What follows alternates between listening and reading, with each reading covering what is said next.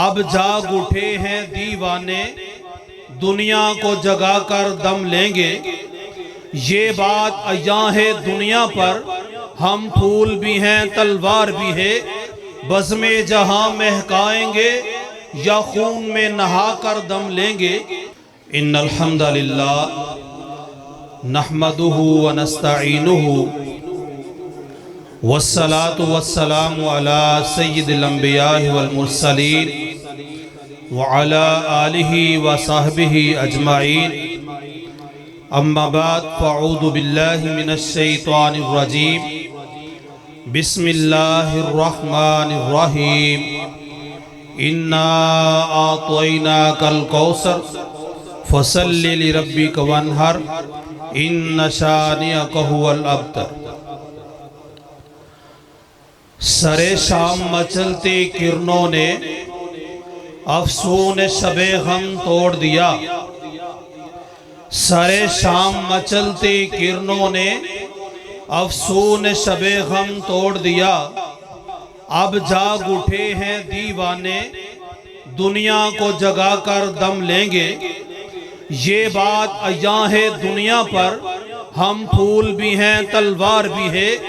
بزم جہاں مہکائیں گے یا خون میں نہا کر دم لیں گے۔ سوچا ہے کفیل اب کچھ بھی ہو جائے، ہر حال میں اپنا حق لیں گے۔ عزت سے جیے تو جی لیں گے یا جام شہادت پی لیں گے انشاءاللہ۔ حضرات گرامی، آج یہاں آپ کا آنا اور ہمارا آنا اللہ اپنی بارگاہ الہی میں قبول و منظور فرمائے۔ آج کی یہ مجلس، اس میں علماء اکرام کی تقریریں ہم سماعت فرمائیں گے، لیکن قدر تو یہ ہے، حق تو یہ ہے کہ باہر بیٹھے ہوئے لوگ بھی وہ پنڈال میں تشریف لے آئیں، کیونکہ مہمانان گرامی ان کی آمد کا سلسلہ تو شروع ہو چکا ہے۔ ہر دل کی دھڑکن حضرت مولانا قاری ثناء اللہ ثاقب صاحب ختم نبوت فورم صوبہ پنجاب الحمدللہ تشریف لا چکے ہیں۔ آپ کے سامنے اپنے مخصوص انداز میں انشاءاللہ شیریں بیان آپ کو سنائیں گے، آپ سماعت فرمائیں گے۔ میں تو صرف حاضری دینے کے لیے آپ کے پاس آیا ہوں اور صرف تھوڑا سا آپ کو تعارف کرواؤں گا کہ وہ قرآن مجید جس کی پہلی دعوت اقرأ بسم ربک الذی خلق والی غار حرا میں مکہ المکرمہ میں آئی تھی۔ وہ مکہ المکرمہ، مکہ کی گلیاں، قریش کے لشکر، سرداران مکہ، نبی کریم علیہ السلام اکیلے دعوت اللہ پیش کرتے رہے۔ لوگ سننے والے سنتے رہے، مخالفت کرنے والے مخالفت کرتے رہے۔ ایک دن وہ بھی آ گیا، پھر نبی کریم علیہ السلام نے پہاڑ کی چوٹی پہ کھڑے ہو کے مکہ کے لوگوں کو جمع کر کے اللہ کی توحید کا پرچار کیا۔ ماننے والوں نے مانا، انکار کرنے والوں نے انکار کیا۔ یہ قافلہ بڑھتا چلا گیا، حتیٰ کہ پھر وہ دن اور رات بھی آئے جب بیت اللہ کے اندر نبی کریم علیہ السلام کو سجدے کی حالت میں اونٹ کی گندی اوجھری لا کر کے آپ کے مبارک بدن پہ ڈال دی گئی۔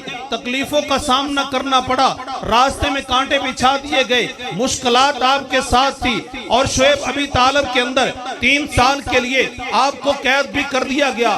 روکنے کی ہر کوشش کی، لیکن قافلہ بڑھتا چلا گیا، حتیٰ کہ 80 سے 85 سے زائد نوجوان اور دین کے سپاہی، مجاہد، اللہ کے نبی کے صحابہ، خواتین بھی جن میں شامل تھی۔ 13 سال کا عرصہ گزر گیا، ہجرت کا وقت آ گیا۔ نبی کریم علیہ السلام کو اللہ نے ہجرت کا حکم دے دیا۔ خیر یہ 13 سالہ لمبی تاریخ ہے۔ جب اللہ کا حکم آیا، آپ نے صحابہ کو روانہ کر دیا۔ سیدنا ابو بکر کے ساتھ ایک غلام کو لے کے جب مکہ کو چھوڑ رہے تھے، بیت اللہ میں آئے۔ بیت اللہ کو دیکھ کے آپ نے مخاطب ہو کر کے یہ ارشاد فرمایا تھا، اے بیت اللہ، تجھ کو چھوڑ کے جانے کو جی تو نہیں چاہتا، لیکن کیا کروں، تیرے رہنے والے مجھے یہاں رہنے نہیں دیتے، وہ مجبور کر رہے ہیں۔ خیر بیت اللہ کو خیر بات کہہ دیا اور مدینہ النبی کے اندر، مدینہ کے اندر پہنچ گئے۔ پھر مدینہ میں پہلا سال پھر دوسرا ساتھ اللہ نے دعوت کا انداز بدل دیا، پھر قال اللہ قال رسول بھی چلتا تھا، اور نبی کریم علیہ السلام نے پھر جہاد کی تلوار کو بھی تھام لیا، مجاہدین کو بھی تیار کر دیا، پھر بدر کا مارکا، پھر احد کا مارکا، پھر خندق کا مارکا، اور پھر مکہ کی فتح کا مارکا، یہ سارے لمبے سلسلے چلے، حتیٰ کہ نبی کریم علیہ السلام نے جب آخری خطبہ حجۃ الوداع ارشاد فرمایا تھا، جب مکہ کو چھوڑ کے آئے تھے، ساتھ چند لوگ تھے، لیکن جب حجۃ الوداع پہ موقع پہ خطبہ ارشاد فرما رہے تھے تو آپ کے سامنے 1,44,000 سے بھی زائد لوگوں کا مجمع جمع غفیر موجود تھا۔ آپ پوچھ رہے تھے لوگوں بتلاؤ تو صحیح، کیا میں نے تم تک تمہارا دین پہنچا دیا؟ سب نے کہا آپ نے صرف پہنچایا نہیں بلکہ پہنچانے کا حق ادا فرما دیا۔ پھر مدینہ جو تھا وہ بھی مدینہ النبی بنا تھا، جو مکہ تھا وہ بھی مکہ المکرمہ بن گیا تھا۔ پھر وہاں سے دعوت و جہاد کے قافلے نکلے، اور پھر وہاں سے نکلتے چلے گئے۔ نبی کریم صلی اللہ علیہ وسلم کبھی خیبر میں جا رہے ہیں، کبھی یرموک و تبوک میں جا رہے ہیں، اور پھر اسی طرح یہ سلسلہ چلتا رہا۔ جب نبی کریم علیہ السلام نے حجۃ الوداع کے بعد اپنی دعوت کو مکمل کر لیا تو اللہ رب العالمین نے اپنے پاس بلانے کا جب وہ وقت آ گیا، نبی کریم علیہ السلام ہے آپ کا وقت آ گیا۔ جب نبی کریم علیہ السلام دنیا سے جا رہے تھے، آپ کی روح انور جو تھی وہ پرواز کی طرف تھی۔ صحابہ اکرام بڑے غمگین تھے، بڑے پریشان تھے، اب حالات کیا ہوں گے؟ خیر معاملات تو آگے چلے۔ نبی کریم علیہ السلام کے بعد جھوٹے نبوت کے دعوے دار بھی پیدا ہو گئے۔ سیدنا ابو بکر نے کمان کو سنبھالا اور اللہ کی توفیق کے ساتھ جہاد کو آگے بڑھایا۔ سیدنا ابو بکر کا وقت پورا ہوا، سیدنا عمر نے کمان کو سنبھالا۔ 22.5 لاکھ مربع میل کے زائد پہ علاقے پہ اللہ کی توفیق سے قال اللہ قال رسول کی دعوت کو پہنچا دیا۔ سیدنا عمر کے بعد سیدنا عثمان آئے، 44.5 لاکھ مربع میل کے اوپر اسلام کا جھنڈا لہرا رہا تھا۔ سیدنا عثمان کے بعد سیدنا علی رضی اللہ عنہ تشریف لائے۔ مسلمان جو تھے آپس کے اندر انتشار افتراق کے اندر تقسیم ہونے لگ گئے۔ خیر پھیلتی ہوئی دعوت رک گئی، لیکن اتنی بھی نہ رکی۔ اللہ کی توفیق کے ساتھ سیدنا علی رضی اللہ عنہ کے بعد سیدنا حسین کے بعد پھر یہ آگے قافلہ چلتا رہا، حتیٰ کہ بنو امیہ کا دور، پھر بنو عباس کا دور، اور پھر وہ گھڑی اور وقت بھی آیا۔ آسمان کے اوپر بادل آ رہا تھا جو بارش برسانے کے موڈ میں تھا۔ بغداد شریف تھا اور بغداد کے اندر خلیفہ ہارون الرشید کی حکومت تھی۔ خلیفہ محل سے باہر نکلتا ہے، آسمان کو دیکھتا ہے، بادل ہے بارش برسائے گا، لیکن بادل آگے گزر گیا۔ خلیفہ ہارون الرشید نے بادل کو مخاطب کر کے کہا، اے بادل تو جا دنیا کے جس حصے میں جا کے مرضی برس لے، اگر زمین مسلمانوں کی ہوگی تیرے پانی سے فصل جو تیار ہوگی اس کا عشر جو ہے میرے بغداد کے اندر آئے گا۔ اگر زمین کافروں کی ہوگی تیرے پانی سے جو فصل تیار ہوگی اس کا خراج اور ٹیکس جو ہے میرے بغداد کے اندر آئے گا۔ وہ میرے بھائیوں کیسے سہانے دور تھے۔ اور پھر آگے سلسلہ چلا، پھر محمد ابن قاسم سندھ میں آیا، قتیبہ ابن مسلم وہ چین کے اندر پہنچا، موسیٰ ابن نصیر جو تھا اس نے افریقہ کو رون دیا، حتیٰ کہ میرے بھائیوں اسلام پوری دنیا کے اندر اپنی پرواز پہ پرواز کرتا چلا جا رہا تھا۔ لیکن جب مسلمانوں کے اندر پیارے نبی کریم علیہ السلام کی وہ حدیث اور آپ کا وہ فرمان صادق ہونے لگا، سیدنا صوبان کہتے ہیں آقا علیہ السلام نے فرمایا ایک وقت آئے گا مسلمان کثیر تعداد میں ہوں گے، لیکن کافر ان پہ ایسے جھپٹیں گے جیسے بھوکا دسترخوان پہ کھانا کھانے کے لیے جھپٹتا ہے۔ صحابہ کا سوال تھا کیا مسلمانوں کی تعداد کم ہوگی؟ نبی کریم علیہ السلام کا جواب تھا نہیں، ان کا بڑا جمع غفیر ہوگا، تعداد بڑی ہوگی، لیکن حالت سمندر کی جھاگ کی طرح ہوگی جس کی کوئی وقت اور طاقت نہیں ہوتی۔ پوچھا پھر وجہ کیا ہوگی؟ فرمایا وہن کی بیماری آ جائے گی۔ پوچھا وہن کیا ہے؟ فرمایا دنیا کے ساتھ محبت اور موت سے نفرت جب یہ مسلمانوں کے دل میں آ جائے گا تو کافر مسلمانوں پہ جھپٹ پڑیں گے۔ اب دیکھ لو افغانستان قریب تھا، اللہ رب العالمین نے 44 ملکوں کی اتحاد کو، ان کی فوجوں کو किस तेफाश के साथ हम किनार करके काफरों को रोन दिया,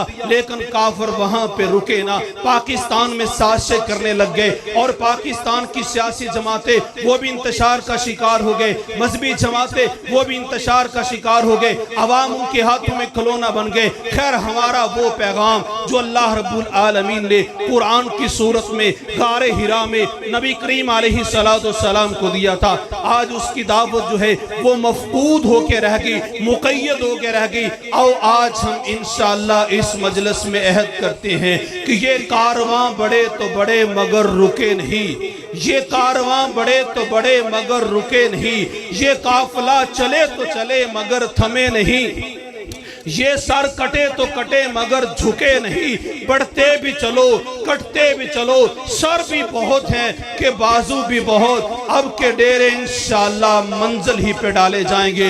यही पैगाम इस वक्त असीर पाकिस्तान प्रोफेसर हाफिज मोहम्मद सईद अमीर जमातुद दावा का है कि पूरे पाकिस्तान में लोगों को एक जान कर दो, खिदमत के साथ उनको सरशार कर दो, भूखे को खाना खिला दो, प्यासे को पानी पिला दो, आपस में जोड़ दो, सियासी नफरतों को खत्म कर दो। पाकिस्तान मरकजी मुस्लिम लीग के प्लेटफॉर्म में जो खिदमत की सियासत है इसको रिवाज देके लोगों को खड़ा कर दो। हुकूमतें मिले या ना मिले इससे कोई सरोकार नहीं है, लेकिन मुसलमानों में पाकिस्तानियों में मोहब्बत पैदा हो जाए, इत्तेहाद पैदा हो जाए। ये इत्तेहाद जो है इंशाअल्लाह फिर काफरों के सामने भी होगा, मुनाफिकों के सामने भी होगा, अल्लाह इसमें बरकत देगा और इंशाअल्लाह वो झंडा ला इलाहा इल्लल्लाह वाला और वो पाकिस्तान जिसकी बुनियाद ला इलाहा इल्लल्लाह पे थी, जिसके लाखों शुहदा ने जिसकी बुनियादों में अपना खून बहाया था, इंशाअल्लाह किताब व सुन्नत का गहवारा बनेगा। अब इंशाअल्लाह आपके सामने तशरीफ लाते हैं